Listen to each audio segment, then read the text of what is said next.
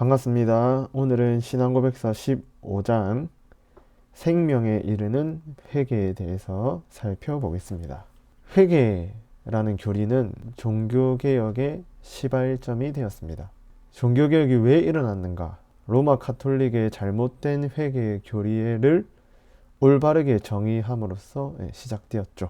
마틴 루터의 95개조 논제문 1항에 보면 우리 주님이시고 선생이신 예수 그리스도께서 회개하라고 말씀하셨을 때 그 회개가 뭡니까? 신자의 전 삶이 돌이키는 것으로 정의를 했죠. 그 당시 로마 교회는 회개를 고해하다로 번역했습니다. 고해가 뭐냐면 죄인은 고해자에게 자신의 죄를 다 고백합니다. 그러면 이제 사죄는 그 죄인에게 보속을 요구합니다. 그리고 죄인은 보속을 다 수행해야만 죄사함을 받게 됩니다. 만약 이 땅에서 보속을 다 치르지 못했다면 연옥에서 남은 형벌을 받아야 합니다. 그런데 연옥에 있는 영혼들의 잠벌을 제거해 주는 게 면벌부였죠. 그러니까 고해, 그리고 보속, 그리고 면벌부, 이것들이 하나로 다 연결되어 있었습니다. 그런데 이 문제는 회개를 고해로 번역하는 데 있었죠. 그래서 종교개혁자들은 이 회개를 고해가 아니라 뭐라고 번역했을까요? 전 삶의 돌이킴이다. 회개는 돌이킴이다. 이렇게 정의했죠. 신앙고백서 15장 1항에 보면 이제 회개가 중요한데 꼭 필요하다고 합니다. 왜 회개를 설교해야 하는가? 회개라는 교리를 왜 설교해야 하는가? 15장 1장에 보면 그게 복음의 은혜이기 때문이다. 이렇게 말합니다. 회개는 곧 복음의 은혜죠. 그러면 왜 회개가 복음의 은혜인가? 우리를 생명에 이르게 하기 때문입니다. 고린도후서 7장 10절에 보면 하나님의 뜻대로 하는 근심은 후회할 것이 없는 구원에 이르게 하는 회개를 이루는 것이요 세상 근심은 사망을 이루는 것이니라 했습니다. 회개의 시작이 근심 또는 슬픔, 자기 죄를 슬퍼하는 것이다 이렇게 할 수 있는데 하나님의 뜻에 따른 근심은 구원에 이르게 하는 회개로 나아가게 되고 세상 근심은 사망을 이루는 것이라 이렇게 말하죠. 그만큼 회개를 하느냐에 따라서 생명에 이를 수도 있고 사망을 이룰 수도 있습니다. 이처럼 회개가 신자에게 죽고 사는 문제라면 그러면 회개를 설교할 책임이 누구에게 있을까요? 15장 1항에 보면 복음의 봉사자, 모든 복음의 봉사자라 되어 있습니다. 적어도 신자라면 목사가 회개의 복음을 제대로 전하는지 분별해야 될 것이고 또 목사는 회개의 설교를 잘 전해야 될 또 그런 책임을 갖고 있겠죠.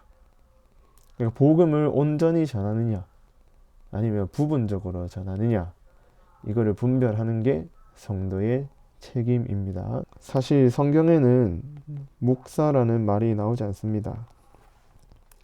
물론 에베소서 4장 11절에 보면 목사라는 말이 나오지만 헬라어 원문으로 보면 목자 또는 목동이라는 뜻입니다. 그러니까 성경에는 목사라는 말이 나오지 않는데 그 당시 신앙고백서가 작성될 때 그 사람들이 생각했던 목사의 개념은 바로 이겁니다. 말씀과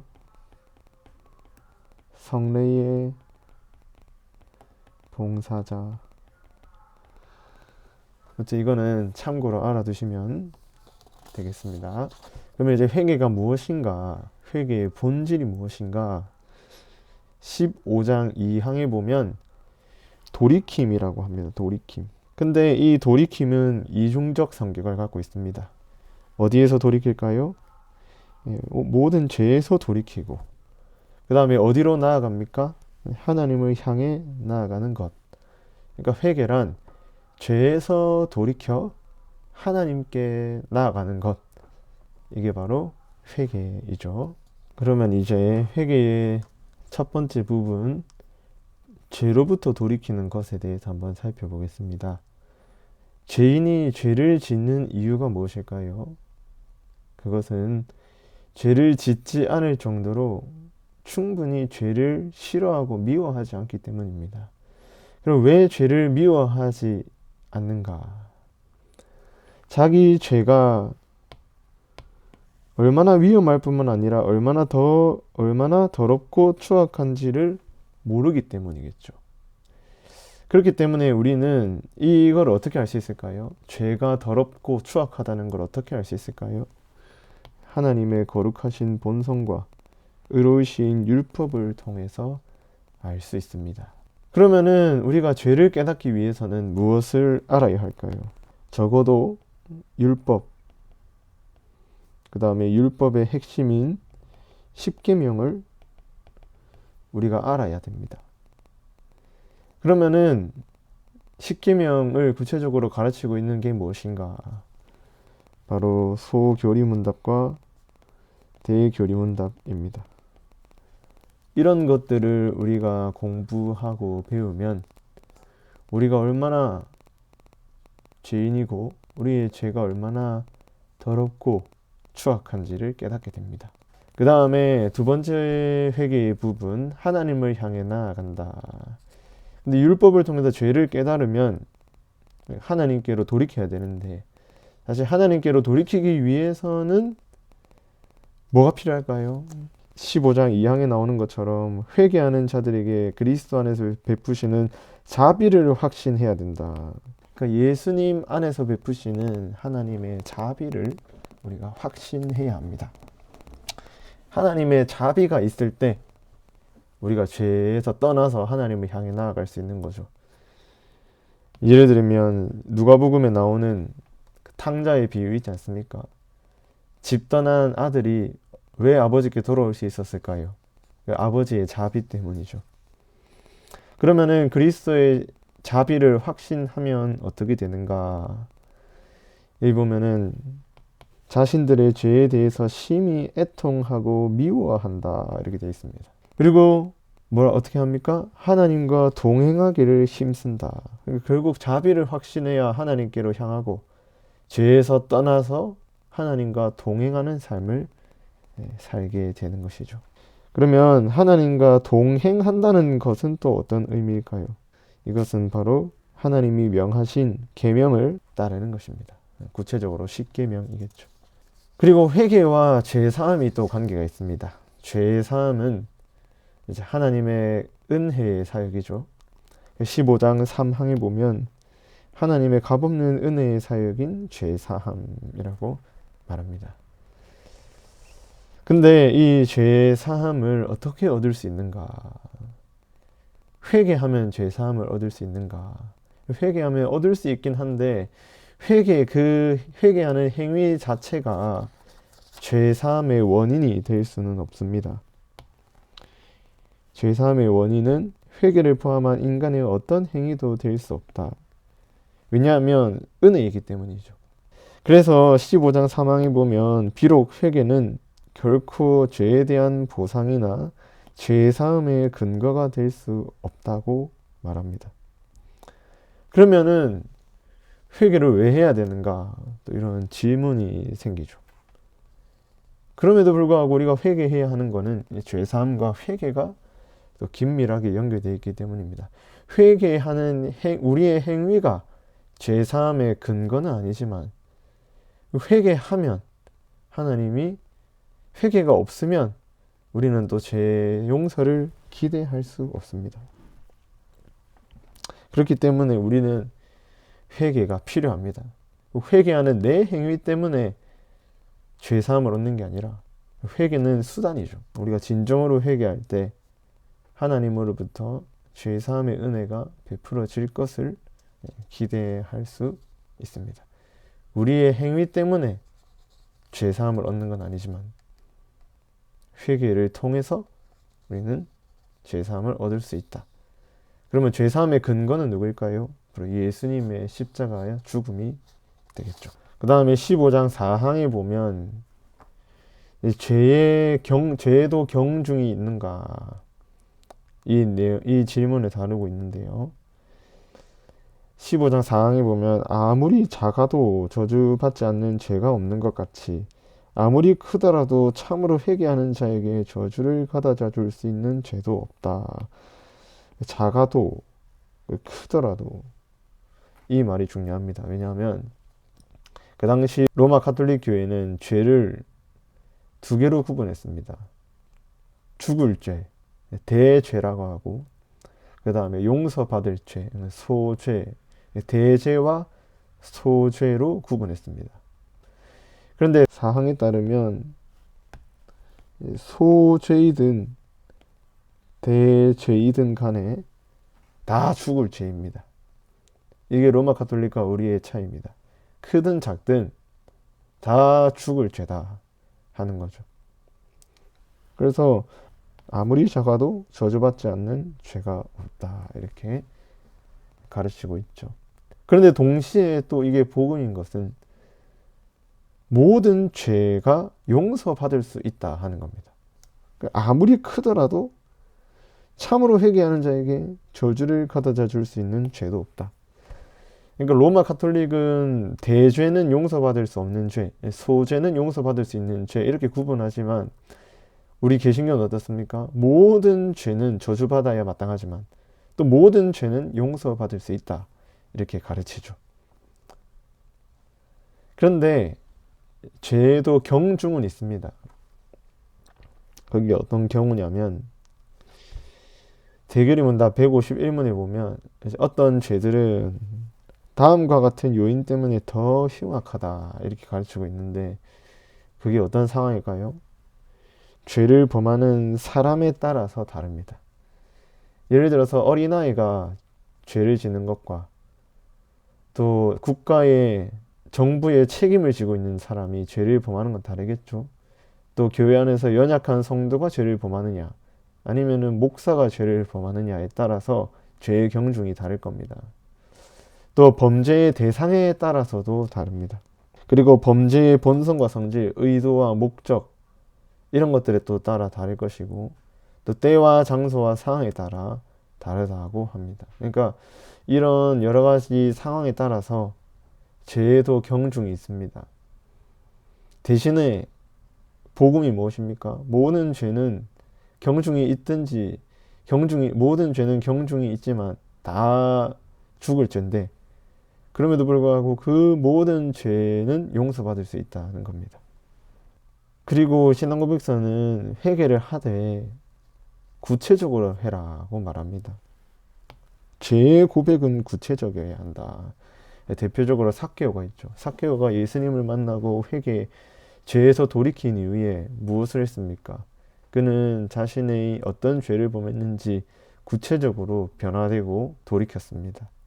이처럼 15장 5항에 보면 모든 사람은 자기의 구체적인 죄들을 구체적으로 회개하려고 노력해야 한다. 구체적인 죄들을 구체적으로 회개해야 한다. 이렇게 가르치고 있죠. 구체적이지 않은 죄의 고백은 상대방을 화나게 만듭니다. 예를 들어서 부부싸움을 할 때 이렇습니다. 예를 들어서 남편이 퇴근하고 집에 돌아왔는데 이제 아내가 화가 나 있습니다. 무슨 일인지는 모르겠습니다. 그래서 남편은 아내의 기분을 풀어주기 위해서 뭐 외식을 가자 또 여러 가지로 몇 가지를 제안하지만 아내의 화가 풀리지 않습니다. 그래서 남편이 이렇게 말합니다. 여보, 정말 미안해요. 그 아내가 뭐라고 할까요? 뭘 잘못했는데요. 그 남편이 이렇게 말합니다. 내가 뭘 잘못했는지 모르겠지만 아무튼 내가 다 잘못했어요. 성도 여러분, 만약에 이렇게 부부싸움을 하면 아내가 어떻게 될까요? 화가 나겠죠. 그러니까 구체적이지 않은 죄의 고백은 상대방을 화나게 할 뿐입니다. 마찬가지로 하나님께도 우리가 죄를 고백할 때 뭉뚱거려서 회개하는 게 아니라 구체적인 죄들을 구체적으로 회개하는 것이 중요합니다. 그러면 구체적으로 회개하기 위해서는 뭐가 필요한가? 결국 죄의 고백이 구체적이지 않으면 우리의 회개는 건성으로 될 위험이 높습니다. 그래서 구체적인 회개를 위해서는 우리가 십계명을 공부해야 되겠죠. 십계명을 통해서 우리의 죄를 깨달을 뿐만 아니라 그 죄를 깨달은 것을 구체적으로 죄를 고백할 수 있기 때문입니다. 그리고 마지막으로 신앙고백서는 이제 교회 안에서 죄를 범했을 때 피해자가 중요하다 이렇게 가르치고 있습니다. 우리의 죄의 고백은 하나님을 향해야 하죠. 궁극적으로는 하나님을 향해야 하지만 무엇보다도 피해자에게까지 확장되어야 한다 이렇게 가르칩니다. 그래서 신앙고백서 15장 6장에 보면 하나님께 자기 죄들을 사적으로 고백하고 이와 동시에 뭘 해야 됩니까? 피해자들에게 자신의 회개를 분명히 나타내야 된다. 하나님께만 죄를 고백하고 잘못했다 하지 말고 그 죄를 범한 대상에게도 용서를 구하고 분명한 회개를 알려야 한다는 거죠. 그런데 이제 피해자가 가해자를 수용하고 용서하는 거는 매우 어려운 일입니다. 뭐 예를 들어서 성폭행을 당했다든지 아니면 사기를 당했다든지. 근데 그런 피해자가 가해자를 용서하는 건 매우 어려운 일이죠. 그런데 이 어려운 것을 해결하는 게 바로 은혜의 복음입니다. 복음이 온전히 선포될 때 서로 화해하고 수용하게 되는 이런 일들이 일어나게 되는 거죠. 베드로가 주님께 질문하지 않습니까? 형제를 용서하되 몇 번이나 용서해야 됩니까? 주님이 말씀하시죠. 7번뿐 아니라 7번을 70번까지라도 하라. 근데 이게 어떻게 가능할까요? 이 베드로의 질문은 1만 달란트 빚진 자의 비유 속에서 나옵니다. 그러니까 1만 달란트를 탕감받은 그 은혜의 복음 때문에 7번뿐 아니라 7번에 70번까지도 용서가 가능하게 되는 거죠. 오히려 피해자들에게 용서를 강요해서도 안 됩니다. 그래서 은혜의 복음을 지속적이고 또 반복적으로 가르치고 할 때 사람이 이게 화해하게 되는 것이죠. 가해자들은 해야 될 것은 왜 내 사과를 받아주지 않느냐 이렇게 따질 게 아니라 받아줄 때까지 진심으로 사죄하고 회개하는 그런 행위들이 필요합니다. 그런데 가해자가 진심으로 사죄했는데도 받아들이지 않으면 피해자가 받아들이지 않으면 어떻게 될까요? 가해자가 하나님의 심판을 피할 수 없게 될 것입니다.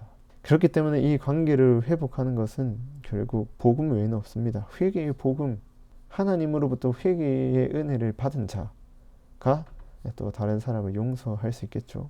이렇게 용서할 때 교회가 하나 되고 그렇기 때문에 이 회개는 생명에 이르는 회개라 이렇게 가르칩니다. 교회를 생명으로 인도하는 회개가 되는 것이죠. 결론입니다.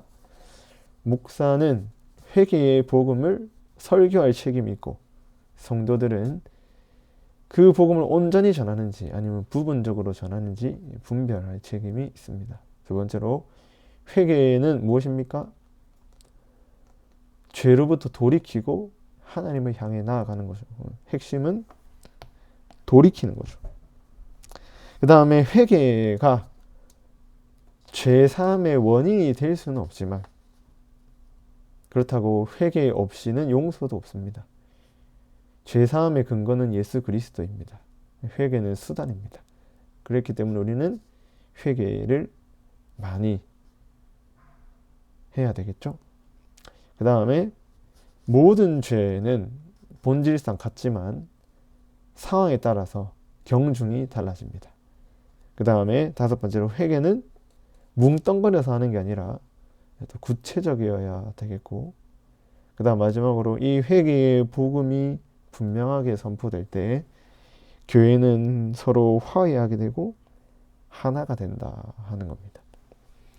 그래서 오늘 배운 이 내용들을 통해서 우리의 삶이 변화되고 또 우리의 그 구체적인 죄들로부터 돌이켜서 하나님과 동행하는 삶을 살고, 그리고 이 회개를 통해서 우리가 또 화해하고 하나 되고 또 한 몸을 이루는, 그래서 생명에 이르는 그런 우리 교회 되기를 바랍니다. 다음 주에는 선행에 대해서, 신앙고백서 16장에 대해서 살펴보겠습니다. 감사합니다.